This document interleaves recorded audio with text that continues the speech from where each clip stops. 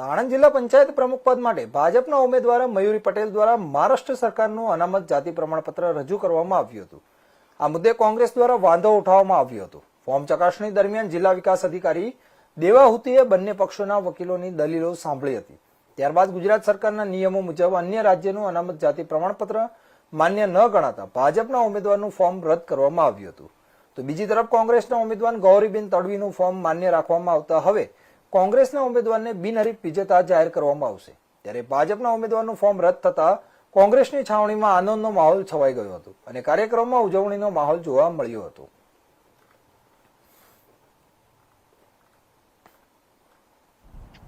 ભાજપના ઉમેદવારનું જિલ્લા પંચાયતની બેઠકમાં ફોર્મ રદ થયું છે, શું કહેવું? સત્યમેવ જયતે, આખરે સત્યનો વિજય થયો છે. આણંદ જિલ્લા પંચાયતના પ્રમુખ પદ માટેનું જે અનામત હતી એ આદિવાસી મહિલા માટેની સીટ હતી, એસટી વુમેન. કોંગ્રેસ તરફથી ગૌરીબેન તડવી આ બેઠક પર ચૂંટાયેલા હતા. પ્રમુખ પદ માટેનું જ્યારે પ્રક્રિયા શરૂ થઈ ત્યારે ભાજપ તરફથી ખોટા આદિવાસીના દાખલા મેળવી અને પ્રમુખ પદ માટેનો દાવો કરવામાં આવ્યો હતો. અમે વારંવાર પહેલાં પણ રાજ્ય ચૂંટણી પણ કલેક્ટર, ડીડીઓ, આદિવાસી કમિશનર બધી જ જગ્યાએ જાણ કરી હતી કે આ ખોટા આધાર પુરાવાના આધારે દાવો કરે છે, આમને રોકવા જોઈએ. તેમ છતાં સત્તા છે એટલે અમે બધું જ કરીશું એવા અભિમાનમાં રાખતા અહીંયાના ભાજપના જે આગેવાનો છે એમણે આજે ખોટા એસટીના પુરાવા સર્ટિફિકેટ સાથે પ્રમુખ પદ માટેનું ઉમેદવારી ફોર્મ ભર્યું હતું. કોંગ્રેસ તરફથી અમે બધા જ પુરાવા સાથે ઉમેદવારી ફોર્મ ગૌરીબેનનું ભરાયું હતું અને ચકાસણી દરમિયાન જે અમારી પહેલેથી જ રજૂઆત હતી, વાંધો હતો કે ભાજપના જે ઉમેદવાર છે એમની પાસે ખોટા પુરાવા છે, ગુજરાતના વતની નથી, જન્મ એમનો મહારાષ્ટ્રમાં થયો છે, એમને કોઈ પણ સંજોગોમાં આદિવાસીનું સર્ટિફિકેટ મળી શકે નહીં.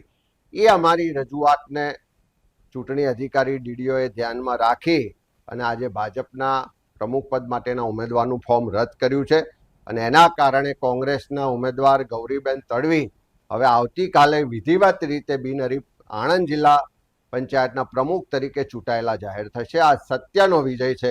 ફરીથી ભારતીય જનતા પાર્ટીની ખોટા સર્ટિફિકેટથી સત્તા મેળવવાની જે ચાલ હતી એ નિષ્ફળ નીવડી છે. આજે ઉમેદવારી પત્રો પ્રમુખ અને ઉપપ્રમુખ પદ માટે થયા હતા, ચકાસણીના અંતે શું નિર્ણય? આજે આણંદ જિલ્લા પંચાયતના પ્રમુખ અને ઉપપ્રમુખના પદ માટે નોમિનેશન પેપર્સની ચકાસણીની પ્રક્રિયા હતી, જેમાં પ્રમુખ માટે 2 ફોર્મ આવ્યા હતા. આમાંથી એક ફોર્મ ગૌરીબેન શંભુભાઈ તડવીનું ફોર્મ માન્ય રાખવામાં આવ્યું છે અને મયુરી નિકિત પટેલ સારસાથી એનું ફોર્મ અમાન્ય રાખવામાં આવ્યું છે. ઉપપ્રમુખ માટે આપણા જીલુબાઈ પરબતસિંહ સિંઘાનું ફોર્મ હતું જે માન્ય રાખવામાં આવ્યું છે. કયા કારણોસર ફોર્મ રદ કરવામાં?